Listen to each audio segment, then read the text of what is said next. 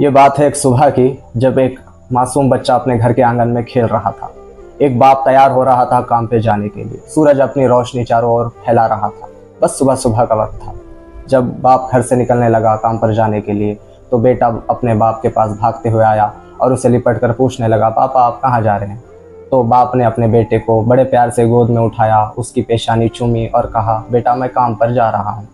बेटे ने बड़ा हक जताते हुए बड़े प्यार से अपने वालिद के जेब में हाथ डाला और 5 का नोट निकाल कर अपने दोस्तों के साथ खेलने चला गया। बाप ने अपने बेटे को बड़े प्यार से देखा। वो जब घर से निकला तो रोड साइड टिफ़िन सेंटर देखा, वहाँ से उसने नाश्ता किया और एक ऑटो रिक्शा की और वो फैक्ट्री के लिए निकल गया। जब वो फैक्ट्री पहुँचा तो उसने वहाँ बड़ी मेहनत की, उसने पसीना बहाया। जब फैक्ट्री को ज़रूरत थी उसने ओवर टाइम काम भी किया। कुछ दिन यूं ही हंसी और खुशी के साथ गुजर गए। फिर एक दिन इत्तेफाक हुआ। सुबह सुबह वही बच्चा, वही लड़का घर में आंगन में खेल रहा था। बाप तैयार हो रहा था काम पर जाने के लिए। जब बाप घर से निकलने लगा तो बेटा अपने बाप से लिपट कर पूछने लगा, पापा आप कहाँ जा रहे हो? तो बाप ने कहा, बेटा मैं काम पर जा रहा हूँ। तो बेटे ने बड़े नादानी से पूछा, पापा फैक्ट्री तो बंद हो चुकी है, आप कहाँ जा रहे हो? तो बाप ने अपने बेटे को गोद में उठाया, उसकी पेशानी चूमी और कहा, बेटा तेरे और मेरे लिए कोशिश करने जा रहा हूँ। और वो अपने बेटे को वहीं छोड़कर घर से निकल गया। जब वो घर से निकला, टिफ़िन सेंटर के पास पहुंचा तो उसने इस बार नाश्ता नहीं किया। उसने ना ऑटो रिक्शा की, क्योंकि उसके पास अब रिक्शा करने के लिए तक पैसे नहीं थे। उसने पैदल ही फैक्ट्री की ओर रुख किया और पैदल ही निकल पड़ा। रास्ता भर वो पसीना पसीना हुआ। जैसे तैसे वो फैक्ट्री पहुंचा। अपने मजदूर गरीब दोस्तों के साथ वहां उसने धरना दिया, प्रोटेस्ट किया, सरकार को गुहार लगाई, लोकल लीडर्स को आवाज़ लगाई। लोकल लीडर्स तो आए, फ़ोटो शूट करवाया, तस्वीरें खिंचवाई, झूठे वादे किए, झूठी उम्मीद दिलाई और वो अपना काम निकाल कर चले गए। फैक्ट्री रीओपन होने में बहुत वक्त बाकी था। फिर दिन हफ्तों में, हफ्ते महीनों में, महीने साल में बदलने लगे।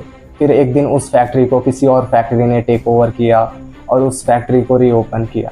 ये वजह थी मज़दूरों के प्रोटेस्ट की और ये वजह थी लोगों के कोशिशों की।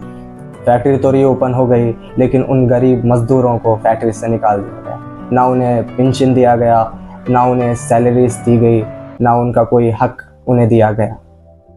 उन्होंने आवाज़ उठाई, लेकिन जो लोकल लीडर्स थे शायद वो मैनेजमेंट के साथ मिले हुए थे। मैनेजमेंट ने सारे पुराने लोगों को धीरे धीरे करके निकालना शुरू किया। कुछ साल यूं ही गुजरे बेबसी में। उन लेबरों ने, उन मज़दूरों ने बाहर काम किया, मजदूरी की। साल यूं ही गुजरने लगे और वो बूढ़े हो गए। एक दिन सुबह फिर इत्तेफाक हुआ। वो जो बच्चा था जो आंगन में खेला करता था वो अब नौजवान बन चुका था और जो बाप था वो बूढ़ा हो चुका था। एक दिन सुबह सुबह जब सूरज अपनी रोशनी फैला रहा था तो वो बेटा जो बड़ा हो चुका था वो अपने खांधे पे बैग डालकर घर से बाहर निकलने लगा। तो बाप ने उसे बड़े उदासी से देखकर पूछा, बेटा कहाँ जा रहे हो? तो उस बेटे ने बड़े बेबसी और नाउम्मीदी से कहा, पापा मैं हैदराबाद जा रहा हूँ काम ढूंढने। अब तक मैंने जो कहानी बताई वो किसी का हक है जिसे जाहिर करना बहुत ज़रूरी था। अब मैं एक नीचे वीडियो चलाऊंगा, आप लोग देखिएगा।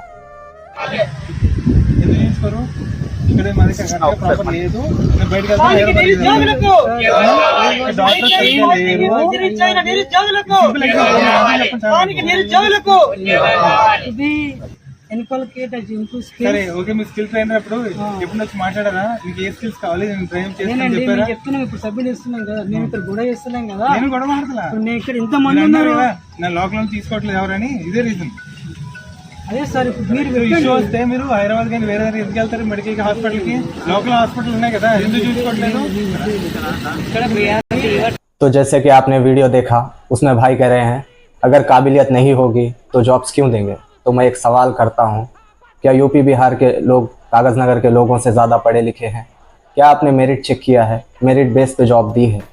मेरा सवाल आपसे ये है कि आपने स्किल टेस्ट दोनों का लिया, कागज़ नगर वालों का और यूपी बिहार वालों का? मेरा सवाल आपसे ये है।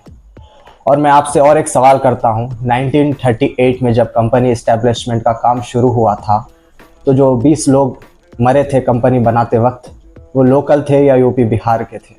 मेरा सवाल आपसे ये है कि जो वाटर रिसोर्स कागज़ नगर के हैं वो आप इस्तेमाल करते हैं, कागज़ नगर लैंड्स आप इस्तेमाल करते हैं जो आपने रद्दी के भाव पे ख़रीदा था निज़ाम से। मैं आपसे ये सवाल करता हूँ कि जो आप ट्रांसपोर्टेशन रोड्स यूज़ करते हैं वो कागज़ नगर के हैं, जो आप एयर स्पेस यूज़ करते हैं जिससे आप पोल्यूट करते हैं वो कागज़ नगर का है, जो आप कागज़ नगर के आसपास के तमाम रिसोर्स यूज़ करते हैं वो भी आवाम के हैं, यहाँ की पब्लिक के हैं। तो आप अगर हमारे रिसोर्स यूज़ करते हैं और हमें नाकाबिल कहते हैं और हमें जॉब्स के लायक नहीं समझते हैं तो ये आपकी बहुत बड़ी गलतफहमी है। और अब कागज़ नगर की आवाम से मेरा यही कहना है, अगर लोकल लोगों को और आसपास के इलाकों को यानी कागज़ नगर के आसपास यानी बेज्जूर, सिरपुर, रेब्बेना, टांडूर या आसिफाबाद या दीगर आसपास के इलाके के लोगों को अगर जॉब्स मिलते हैं फैक्ट्री में तो यहाँ का इकोनॉमी ग्रोथ होगा। वो कैसे होगा?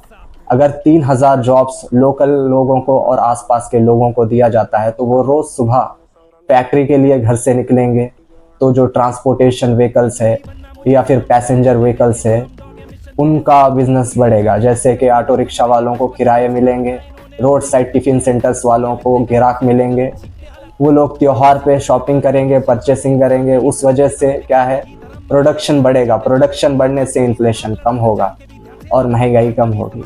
डायरेक्टली देखा जाए तो भी फ़ायदा है, इनडायरेक्टली देखा जाए तो भी कागज़ नगर की आवाम के लिए फ़ायदा है।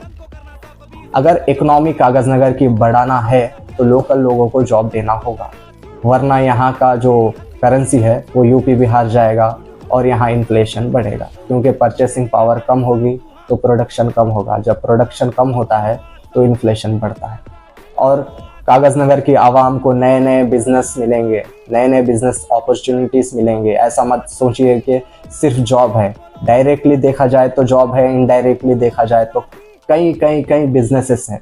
तो मेरी कागज़ नगर की आवाम से बस यही कहना है, आपका हक आपसे छीना जा रहा है आपकी आंखों के सामने और आप लोग खामोश हैं। मुझे अफसोस होता है आप लोग आवाज़ नहीं उठाते। आपका एयर स्पेस टोटली पोल्यूट हो गया है एयर पोल्यूशन से, आपका ग्राउंड वाटर भी पोल्यूट होगा, आपके बच्चे बीमार हो रहे हैं और जॉब्स मिल रही है यूपी बिहार वालों को। मैं ये नहीं कहता कि उनसे नफरत करो, मैं यही कहता हूँ कि स्किल बेस पे, मेरिट बेस पे जॉब्स दिया जाए। बिना आप स्किल टेस्ट लिए आप कहते हो रोड पर खड़े कि आप लोगों को काम नहीं आता तो हम जॉब क्यों दें। तो आपसे मैं बस यही कहूँगा, आप बड़ी गफलत में जी रहे हैं। और मेरा कागज़ नगर की आवाम से बस यही कहना है, निज़ाम सरकार ने दक्कन जब हैदराबाद कहा जाता था इस इलाके को, तो यहाँ के आसपास के लोगों के लिए रोज़गार पैदा हो इसलिए एसपीएम को बसाया गया 1938 में।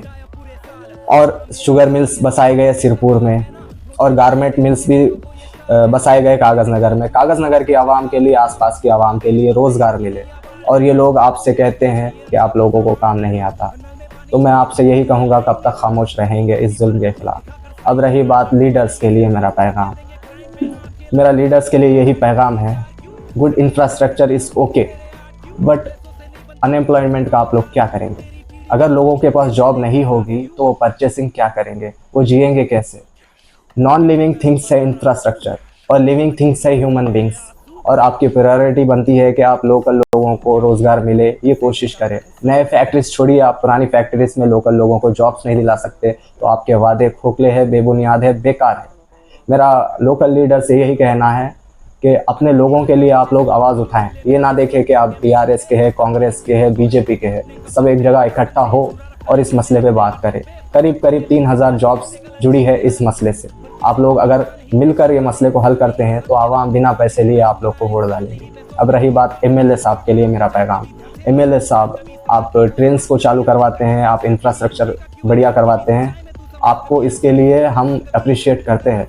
लेकिन नॉन लिविंग थिंग्स के पीछे आप जाएंगे तो लिविंग थिंग का क्या होगा? अगर आप रोज़गार पैदा नहीं कर पाएंगे तो लोकल आवाम कहाँ जाएगी? आपकी जिम्मेदारी बनती है कि आप कागज़ नगर के और सिरपुर कॉन्स्टिट्यूंसी के लोगों को जॉब्स दिलवाएं। अगर आप फैक्ट्री में बात करके कागज़ नगर की आवाम को रोज़गार दिलवाएंगे तो आवाम आपको हर टर्म में वोट देगी, आपको अच्छे से याद करेगी। तो मेरा आपसे यही पैगाम है, आप इस पर कुछ एक्शन ले, ये कोई छोटा मोटा मसला नहीं है। अब रही बात आवाम की, आवाम क्या करे, तो इस बारे में बात करें, इस बारे में मशवरा करें। मशवरा करना सुन्नत है और इस्लाम का एक हिस्सा है जो कहा जाता है अगर कोई चोरी करे तो उसके हाथ काटा जाए और अगर कोई भूख की वजह से चोरी करे तो रियासत के हुक्मरान के हाथ काटे जाए। ये सख्त कानून इसलिए है कि लोग बेरोज़गार ना हो, कोई भूखा ना मरे, कोई 2 वक्त की रोटी कमा सके, कोई अपना घर चला सके। मेरा नंबर मैं नीचे दूंगा, अगर किसी भी तरीके की आप लोग को प्रॉब्लम होती है तो मुझे कॉल करिएगा, व्हाट्सअप करिएगा, मैं आप लोग को अवेलेबल रहूँगा। हमारे शहर को डेवलपमेंट की बहुत ज़रूरत है, लेकिन अगर जॉब अपॉर्चुनिटीज़ नहीं मिलेगी तो लोकल लोग ट्रेन में बैठ के हैदराबाद जाएंगे, वहाँ काम करेंगे माँ बाप से दूर। और मैं लोकल लीडर से ये कहता हूँ, 5 साल में एक बार जो हैदराबाद में काम करते हैं वो आकर आप लोग को वोट देते हैं। अगर आप लोग उनको रोज़गार भी नहीं दिला पाएंगे तो आपकी ये बहुत बड़ी खामी है। रही बात SPM मैनेजमेंट के लिए, मेरा कहना है, जब कंपनी बंद हो चुकी थी, जब फैक्ट्री बंद हो चुकी थी, लोकल लोगों ने कोशिश की उसे रीओपन करवाने की, उसे रीस्टार्ट करवाने की। यूपी बिहार के लोग नहीं थे, तो आप लोग बिना मेरिट टेस्ट लिए, बिना स्किल टेस्ट लिए आप लोग लोकल्स को ऐसा दबाएंगे, ऐसा जॉब से महरूम रखेंगे, तो ये बहुत गलत है, जुल्म है, ज़्यादती है। मेरा आपसे यही कहना है, इस मसले को बढ़ने से पहले आप लोग हल करें। अगर इस वीडियो के बाद भी आप लोगों में हिम्मत नहीं जागती, अपना हक मांगने की अक्ल नहीं जागती, तो आप लोग बड़े बेबस हैं, बड़े गफलत में हैं। मैं आपका दोस्त, आपका शहरी, आपका पड़ोसी, आपका हमसाया शेख यूसुफ रईस। अस्सलाम वालेकुम।